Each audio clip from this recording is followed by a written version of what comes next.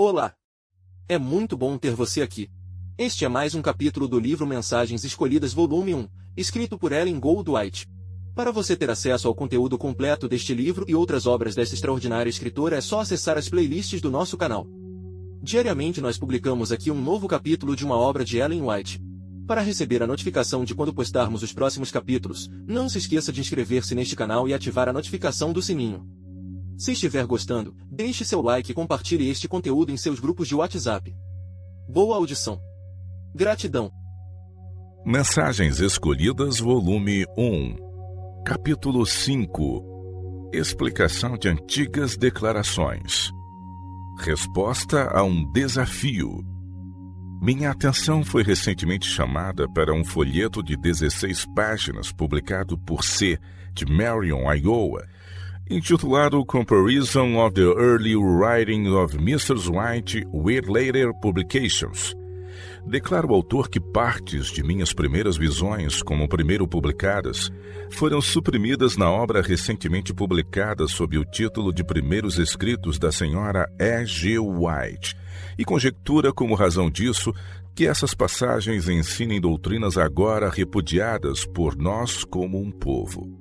Ele nos acusa também de voluntário engano em apresentar Primeiros Escritos como uma reedição completa de minhas primeiras visões, apenas com mudanças verbais da obra original. Antes de referir-me separadamente às passagens indicadas como havendo sido omitidas, convém que sejam declarados vários fatos.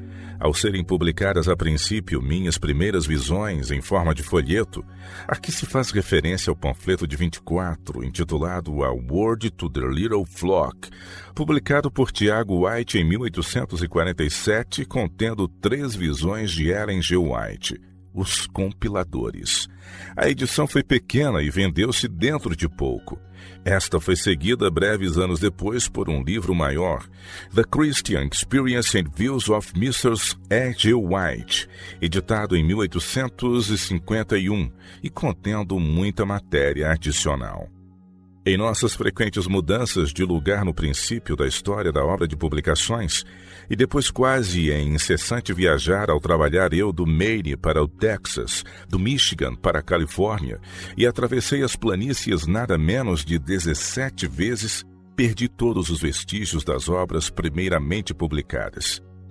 Quando se decidiu publicar Early Writings em Auckland no último outono, fomos obrigados a mandar tomar emprestado em Michigan um exemplar de Experience and Views, e assim fazendo julgávamos obter uma cópia exata das primeiras visões como haviam sido publicadas a princípio.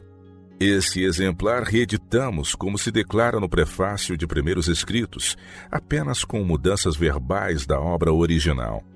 E detenho-me aqui para declarar que quem quer que entre em nosso povo esteja de posse de um exemplar de qualquer ou de todas as minhas primeiras visões, tais como foram publicadas antes de 1851, far-me-á grande favor se me remeter os mesmos sem demora.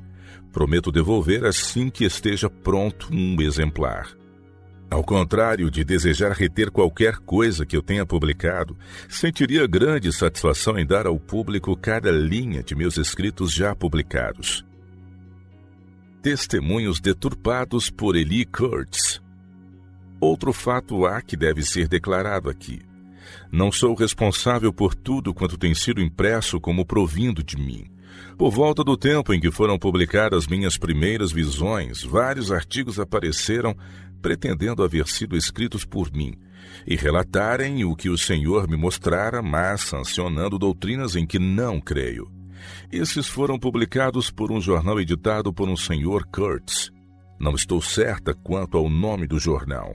Durante os anos de cuidados e labores passados desde então, alguns desses particulares de pouca importância foram esquecidos, mas os pontos principais ainda se acham distintos em meu espírito. Esse homem tomou artigos saídos de minha pena e transformou-os e desfigurou-os inteiramente, pegando uma sentença aqui e ali sem dar a conexão, e então, depois de inserir suas próprias ideias, ele pôs meu nome como se elas viessem diretamente de mim. Ao ver esses artigos, escrevemos-lhe exprimindo nossa surpresa e desaprovação e proibindo-o de dar assim más interpretações a meus testemunhos. Ele respondeu que publicaria o que lhe aprovesse e que sabia que as visões deviam dizer aquilo que ele publicara e que se eu as tivesse escrito como o Senhor mas dera, elas deviam ter dito aquilo. Afirmava que se as visões haviam sido dadas para benefício da igreja, ele tinha o direito de usá-las como lhe aprovesse.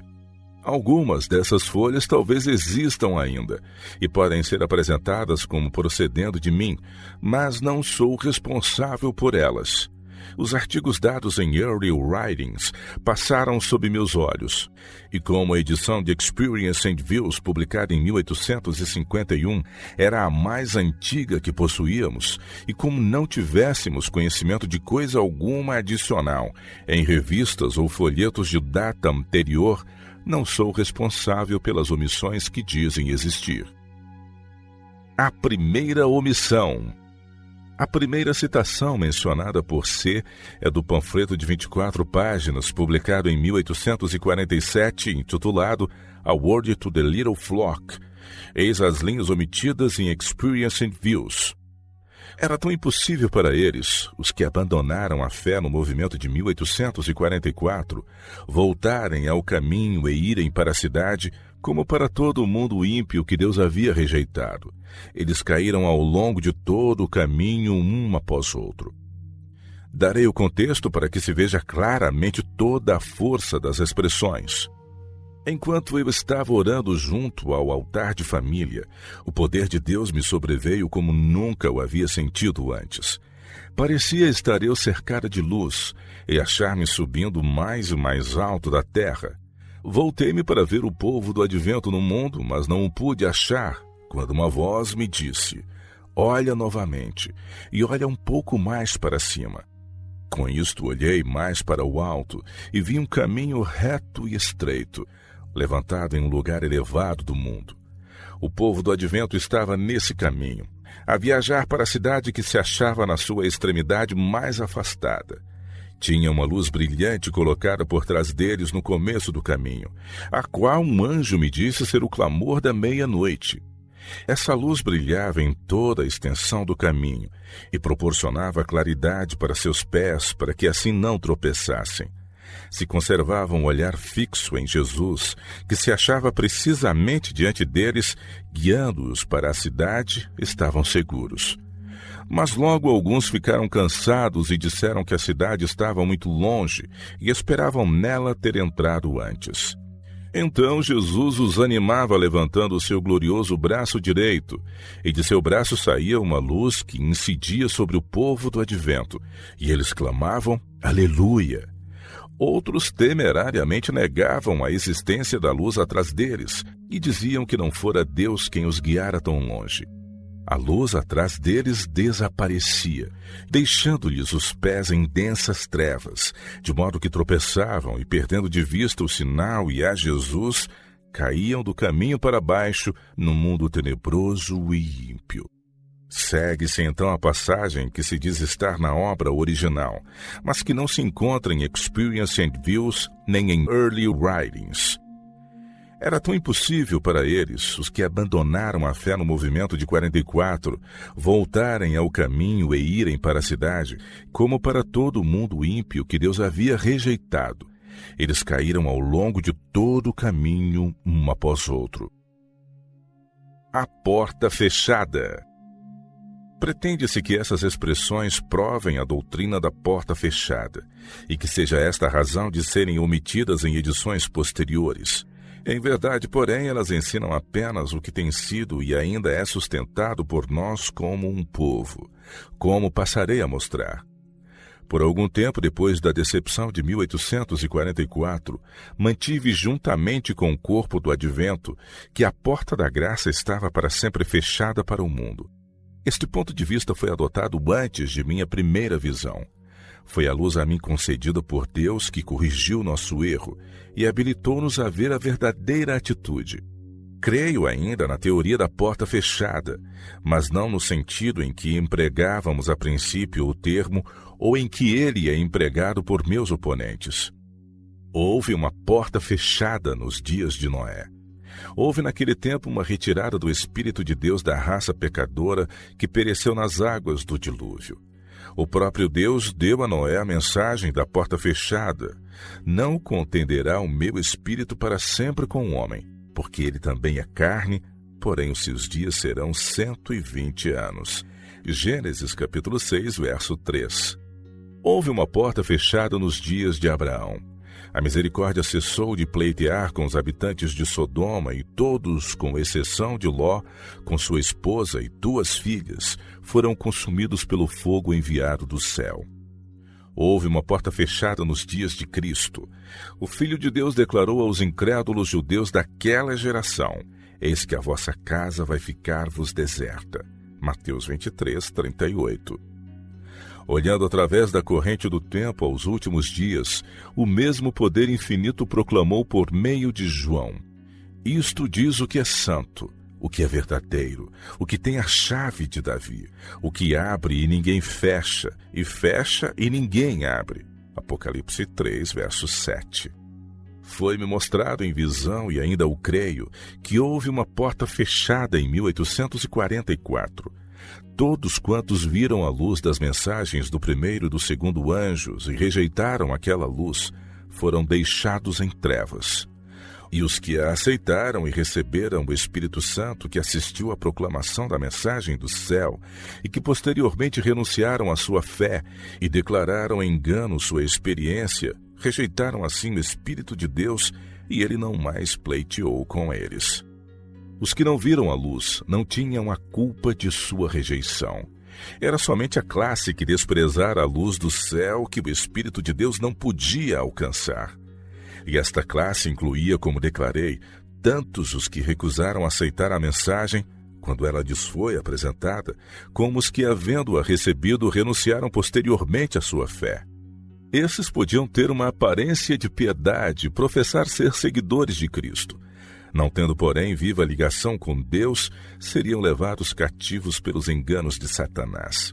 Estas 2 classes são apresentadas na visão: aqueles que declararam ser um engano a luz que haviam seguido, e os ímpios do mundo que, havendo rejeitado a luz, haviam sido rejeitados por Deus.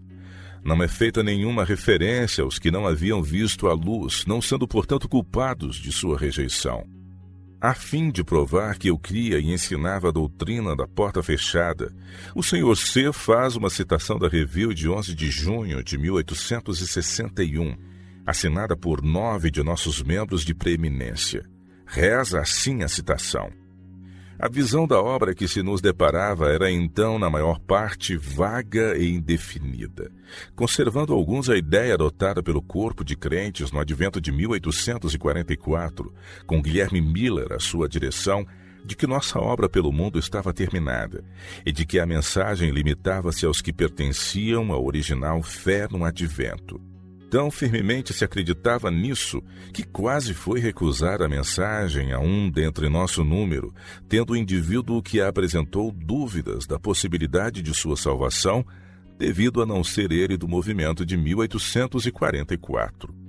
A isto necessito acrescentar apenas que na mesma reunião em que se insistiu em que a mensagem não podia ser dada a esse irmão, foi-me dar um testemunho mediante visão para encorajá-lo a esperar em Deus e a entregar inteiramente o coração a Jesus, o que ele fez de imediato. Uma conjectura irrazoável. Em outra passagem do livro Uma Palavra ao Pequeno Rebanho, falo de cenas da nova terra, e declaro haver visto aí homens santos de outrora: Abraão, Isaque, Jacó, Noé, Daniel e muitos como eles. Por eu dizer que vi esses homens, nossos adversários conjecturam que eu acreditava então na imortalidade da alma, e que, tendo mudado meus pontos de vista de então para cá a esse respeito, julgara necessário suprimir aquela passagem. Eles estão tão próximos da verdade aqui como em outras conjecturas. No ano de 1844, eu aceitei a doutrina que agora mantemos, quanto à não imortalidade da alma, como se pode ver pela referência ao Life Sketches, páginas 170 e 171, edição de 1880, Ver também a edição de 1915, página 49. Testemunhos para a Igreja, capítulo 1, páginas 39 e 40. E nunca, pela voz ou pela pena, defendi qualquer outra. Houvéssemos nós suprimido esta passagem em razão de ensinar ela a imortalidade da alma, haveríamos achado necessário suprimir outras passagens. Relatando minha primeira visão, a página 13 de Primeiros Escritos, edição de 1882, edição atual, página 17, falo de haver visto irmãos que haviam pouco tempo antes adormecido em Jesus. E a página 14, edição atual, páginas 18 e 19, declaro que me foi mostrado o grande grupo de pessoas que sofreram martírio por sua fé.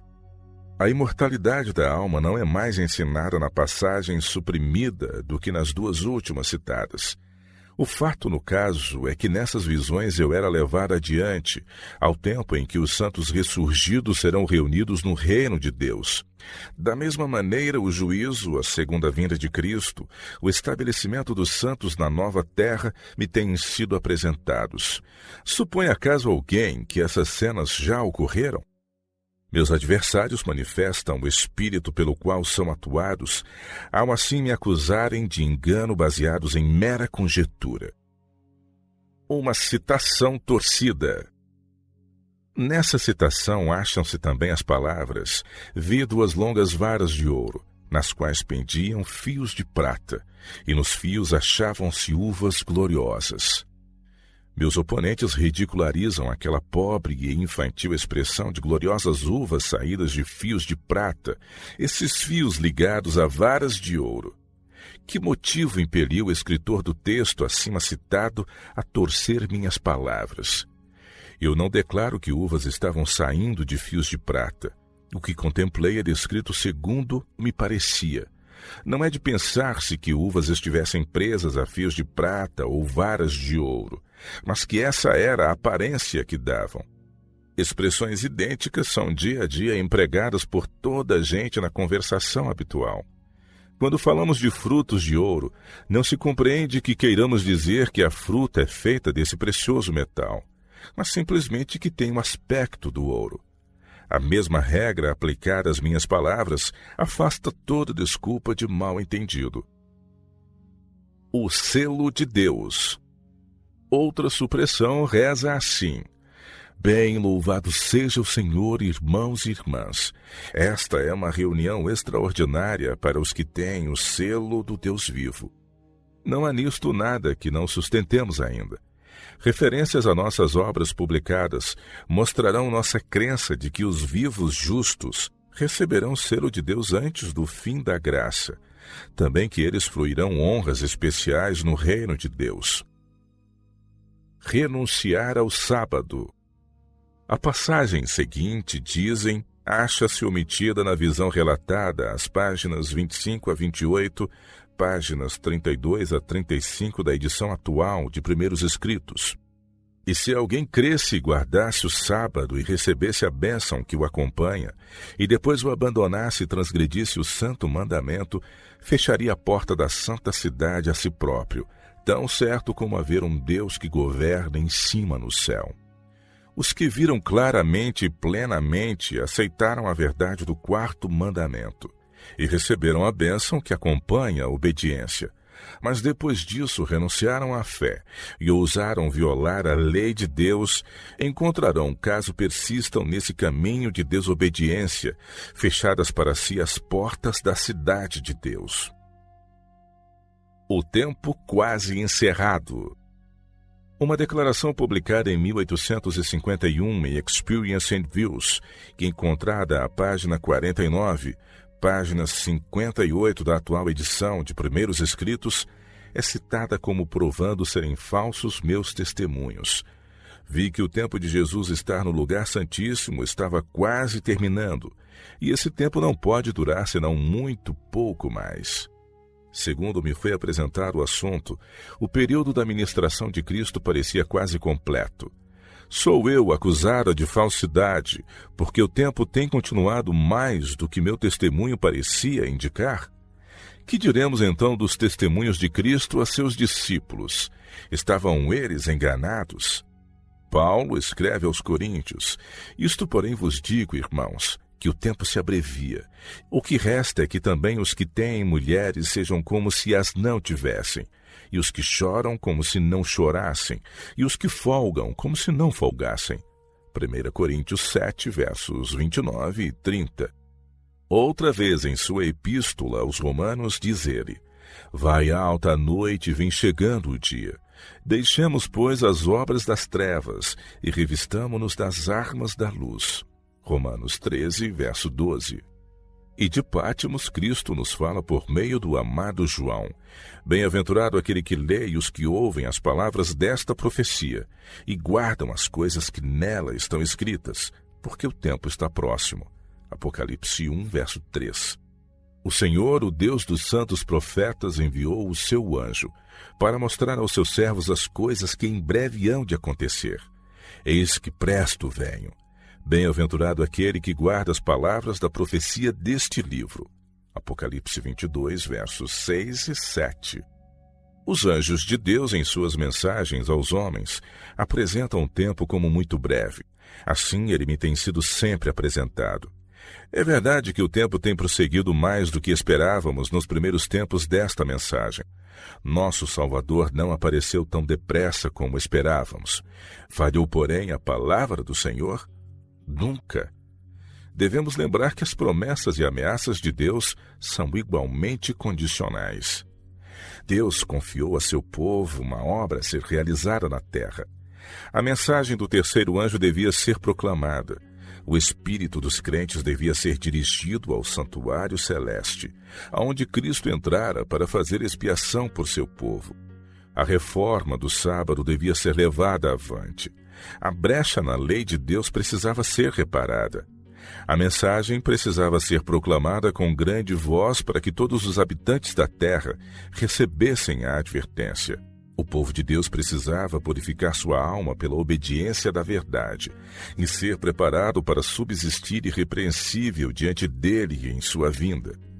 Houvessem os adventistas, depois da grande decepção de 1844, ficado firmes na fé e seguido avante em união no caminho aberto pela providência de Deus, recebendo a mensagem do terceiro anjo e proclamando-a ao mundo no poder do Espírito Santo, haveriam visto a salvação de Deus. O Senhor haveria cooperado poderosamente com seus esforços, a obra se haveria completado, e Cristo haveria vindo antes disto para receber seu povo para lhes dar o galardão. No período de dúvidas e incerteza que se seguiu ao desapontamento, porém, muitos dos crentes no advento abandonaram a fé. Penetraram dissensões e divisões. A maioria opôs-se pela voz e pela pena aos poucos que, seguindo na providência de Deus, receberam a reforma do sábado e começaram a proclamar a mensagem do terceiro anjo. Muitos que deviam haver consagrado tempo e talentos ao único objetivo de fazer soar ao mundo a advertência, achavam-se absorvidos em oposição à verdade do sábado, e por sua vez o trabalho dos que defendiam era necessariamente empregado em responder a esses adversários na defesa da verdade. Assim era a obra prejudicada e o mundo deixado em trevas. Houvesse todo o corpo de adventistas se unido em torno dos mandamentos de Deus e da fé de Jesus, quão vastamente diversa haveria sido nossa história. Não era a vontade de Deus que a vinda de Cristo fosse assim retardada. Não era desígnio seu que seu povo, Israel, vagueasse 40 anos no deserto. Ele prometera levá-los diretamente à terra de Canaã, e ali estabelecê-los como um povo santo, sadio e feliz. Aqueles, porém, a quem havia sido pregado primeiramente, não entraram por causa da sua incredulidade. Hebreus 3:19. Seus corações encheram-se de murmuração, rebelião e ódio, e ele não pôde cumprir seu concerto com eles. Por 40 anos a incredulidade, murmurações e rebelião excluíram o antigo Israel da terra de Canaã.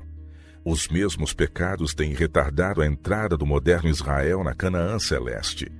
Em nenhum dos casos as promessas de Deus estiveram em falta.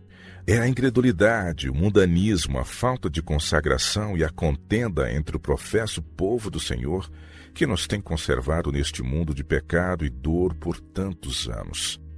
Há duas outras passagens que se diz encontrarem-se em meu primeiro livro, mas não dadas em meus escritos posteriores. Quanto a estas, direi apenas que quando eu puder obter um livro que as contenha, de maneira que me possa certificar da exatidão dessas citações e ver por mim mesma sua ligação, estarei preparada para falar com entendimento a seu respeito. Zombadores dos últimos dias. Desde o início de minha obra, tenho sido perseguida por ódio, injúria e falsidades. Baixas incriminações e boatos caluniosos têm sido ativamente colhidos e largamente divulgados pelos rebeldes, formalistas e fanáticos. Há ministros das chamadas igrejas ortodoxas viajando de um lugar para outro para combater os adventistas do sétimo dia e fazem da senhora White a sua fonte. Os zombadores dos últimos dias são levados por esses ministros que professam ser representantes de Deus. O mundo incrédulo, os ministros das igrejas caídas e os adventistas do primeiro dia acham-se unidos na obra de atacar a senhora White. Esta guerra tem sido mantida por cerca de 40 anos, mas não me senti na liberdade sequer de notar suas vis arengas, injúrias e insinuações. Não me afastaria agora desse costume, não fosse que algumas almas sinceras podem ser desencaminhadas pelos inimigos da verdade que exultam tanto em declarar que sou uma enganadora. Na esperança de ajudar o espírito dos sinceros, faço estas declarações. Não espero alcançar aqueles que, havendo visto a luz da verdade, recusam-se a dar-lhe atenção, os que se entregaram ao preconceito e entrincheiram a própria alma na incredulidade. Jesus, a majestade do céu, aquele que era igual a Deus, esteve no mundo 33 anos, e todavia poucos houve que lhe reconhecessem o caráter divino. E poderei eu, tão fraca, tão sem valor, frágil criatura humana, esperar maior êxito do que o que alcançou o Salvador do mundo? Quando, a princípio, me entreguei a esta obra, ir aonde o Senhor me ordenasse, dizer as palavras que Ele me desse para o povo, sabia que sofreria oposição, opróbrio, perseguição. Não fiquei decepcionada. Houvesse confiado no aplauso humano, de há muito estaria desanimada. Olhei, porém, a Jesus e vi que ele, que era sem pecado, fora assaltado por línguas caluniadoras. Os que apresentavam altas pretensões de piedade seguiam como espias os passos do Salvador, e tudo ao seu alcance faziam para impedir-lhe o caminho. Mas se bem que ele fosse todo-poderoso, não visitava seus adversários segundo os pecados deles mereciam. Poderia haver lançado contra eles os raios de sua vingança, mas assim não fez. Ministrava-lhes fulminantes repreensões por sua hipocrisia e corrupção. E quando sua mensagem era rejeitada e sua vida ameaçada, passava tranquilamente a outro lugar para falar as palavras da vida. Em minha fraqueza tenho procurado seguir o exemplo de meu Salvador. Inimizade contra defensores da verdade. Com que ansiedade buscavam os fariseus provar que Cristo era um enganador. Como lhe vigiavam cada palavra, procurando torcer e interpretar mal tudo quanto dizia. Orgulho e preconceito e paixão cerravam toda a entrada da alma contra o testemunho do Filho de Deus. Quando lhes censurava positivamente a iniquidade e declarava que suas obras demonstravam ser eles filhos de Satanás, devolviam irados a acusação, dizendo: não dizemos nós bem que és samaritano e que tens demônio? Todos os argumentos alegados contra Cristo baseavam-se em falsidades. Assim foi no caso de Estevão e de Paulo. Mas as declarações mais fracas e não merecedoras de confiança feitas do lado do erro tinham influência, porque haviam tantos cujo coração não estava santificado que desejavam que aquelas afirmações fossem verdadeiras. Tais pessoas estão sempre ansiosas de firmar-se em algum suposto erro ou engano nos que lhes falam uma verdade que não lhes agrada.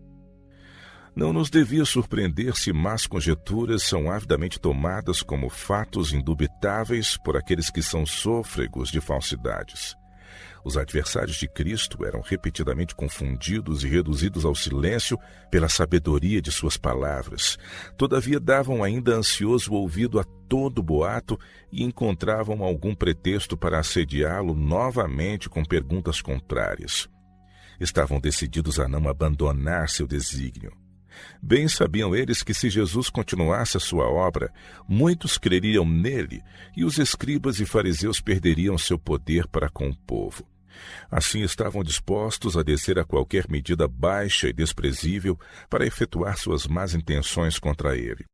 Eles aborreciam os herodianos, todavia uniram-se a esses inveterados inimigos a fim de arranjar algum plano para livrar a terra de Cristo.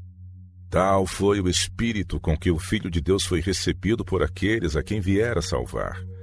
Pode alguém que esteja buscando obedecer a Deus e levar ao mundo a mensagem de sua verdade esperar mais favorável recepção do que a que foi dispensada a Cristo? Não tenho má vontade alguma para com aqueles que estão procurando anular a mensagem que Deus deu para reprovar, advertir e animar seu povo. Mas como embaixadora de Cristo, preciso estar na defesa da verdade. Quem são aqueles que tão zelosamente se arregimentam contra mim? São eles os puros e santos filhos da fé? Nasceram eles de novo? São participantes da natureza divina? Amam a Jesus e manifestam seu espírito de mansidão e humildade? Por seus frutos os conhecereis. Mateus 7, verso 20. Assemelham-se eles aos primitivos discípulos ou aqueles astutos escribas e fariseus que estavam continuamente vigiando para enredar Cristo em suas palavras? Observai a maneira manhosa daqueles antigos adversários da fé, como doutores da lei, sacerdotes, escribas e principais se combinavam para encontrar qualquer coisa contra aquele que era a luz do mundo. E por que estavam eles tão determinados em condenar a Cristo? Eles não amavam suas doutrinas e preceitos, e desagradava-lhes ver a atenção do povo voltada para ele e afastada de seus antigos dirigentes. A natureza humana é ainda a natureza humana. Não se enganem os que me buscam obstruir o caminho e destruir a influência de minhas palavras com a crença de que estão fazendo o serviço de Deus. Eles estão servindo a outro Senhor e serão recompensados segundo a sua obra. A rebelião existirá enquanto existir Satanás. Os que são movidos por seu espírito não discernirão o Espírito de Deus, nem lhe escutarão a voz até que saia o decreto. Quem é injusto, faça injustiça ainda. E quem está sujo, suje-se ainda. E quem é justo, faça justiça ainda. E quem é santo, seja santificado ainda. Apocalipse 22, verso 11. Eu espero enfrentar a maldade daqueles que desprezam a luz que aprouve a Deus me dar. Suficiente evidência para os sinceros. É plano de Deus dar suficiente evidência do caráter divino de sua obra para convencer a todos quantos desejam sinceramente conhecer a verdade.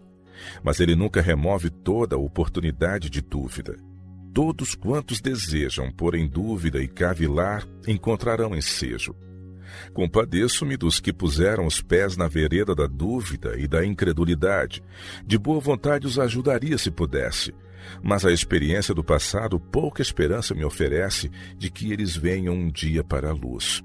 Nenhuma quantidade de evidências convencerá os homens da verdade quando não estiverem dispostos a ceder seu orgulho, subjugar sua natureza carnal e tornarem-se discípulos na escola de Cristo. Obstinação e orgulho de opinião levam muitos a rejeitar a luz do céu. Apegam-se a ideias acariciadas, fantasiosas interpretações da Escritura e perigosas heresias. E se for apresentar um testemunho a fim de corrigir esses erros, eles, como muitos dos dias de Cristo, afastar-se-ão desgostosos.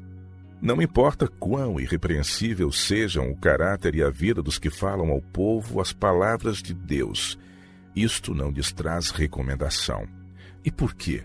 Porque eles dizem ao povo a verdade.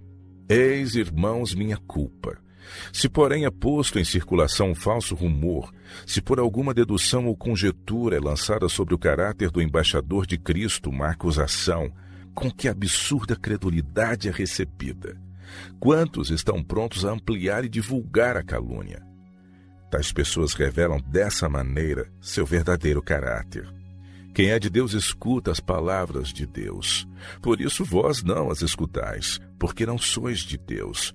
João 8:47. Calúnia e opróbrio serão a recompensa daqueles que estão ao lado da verdade, tal como é em Jesus.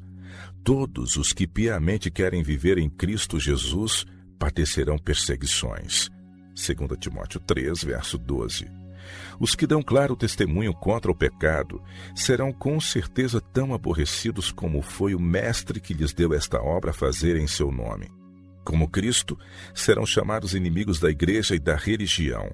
E quanto mais sinceros e diligentes forem seus esforços para honrar a Deus, tanto mais cruel será a inimizade dos ímpios e dos hipócritas.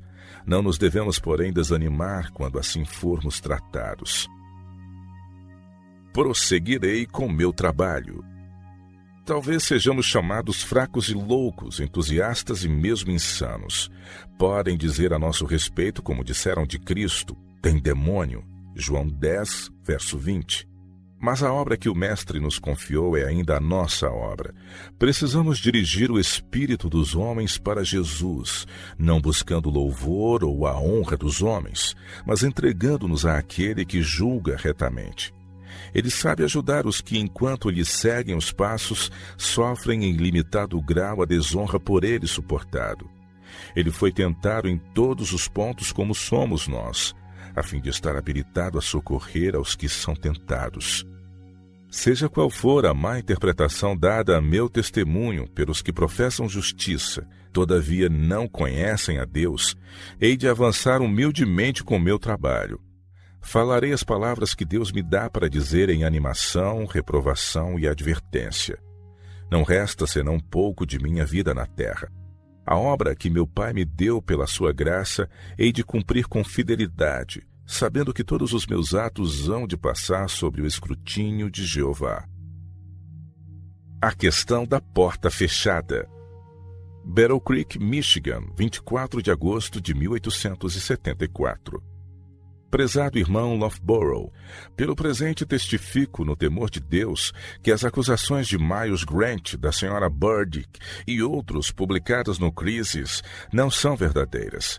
As declarações referentes à minha direção em 44 são falsas. Com meus irmãos e irmãs, após a passagem do tempo em 44, acreditei que não mais se converteriam pecadores. Nunca, porém, tive uma visão de que não se converteriam mais pecadores. E acho-me limpa e livre para declarar que ninguém me ouviu nunca dizer ou leu de minha pena declarações que os justifiquem nas acusações que eles me têm feito quanto a esse ponto. Foi em minha primeira viagem ao leste para relatar minhas visões que me foi apresentada a preciosa luz relativa ao santuário celeste e foram-me mostradas as portas aberta e fechada. Acreditávamos que o Senhor viria em breve nas nuvens do céu. Foi-me mostrado que havia uma grande obra a ser feita no mundo por aqueles que não haviam tido a luz e rejeitado. Nossos irmãos não podiam compreender isto em face da fé que tínhamos no imediato aparecimento de Cristo. Alguns me acusaram de dizer que meu Senhor retardava sua vinda, especialmente os fanáticos. Vi que em 44 Deus abrira uma porta e ninguém a podia fechar. E fechara uma porta e ninguém a podia abrir. Os que rejeitaram a luz que fora trazida ao mundo pela mensagem do segundo anjo entraram em trevas, e quão grande era a treva. Nunca declarei nem escrevi que o mundo estava condenado ou perdido.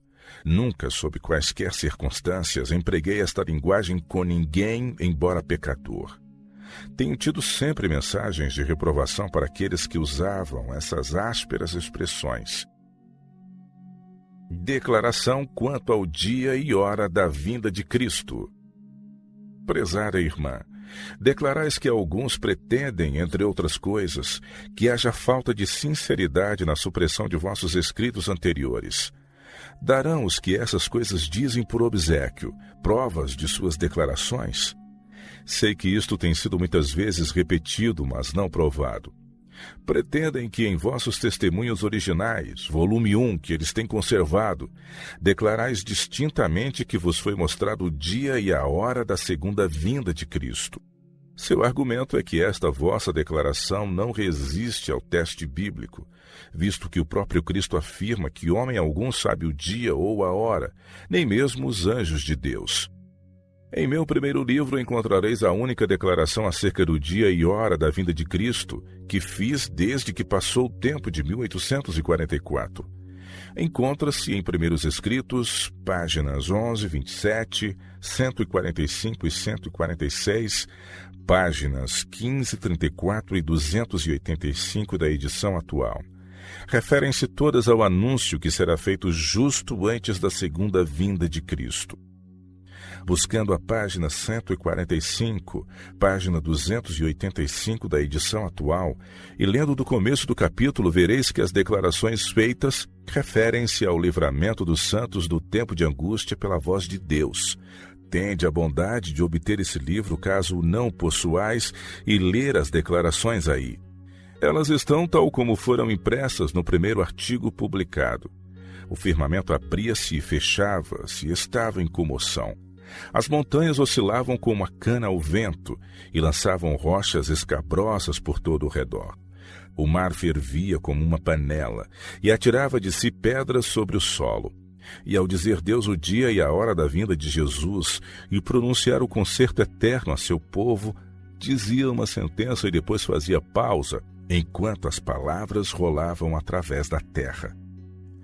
Esta é uma porção do parágrafo.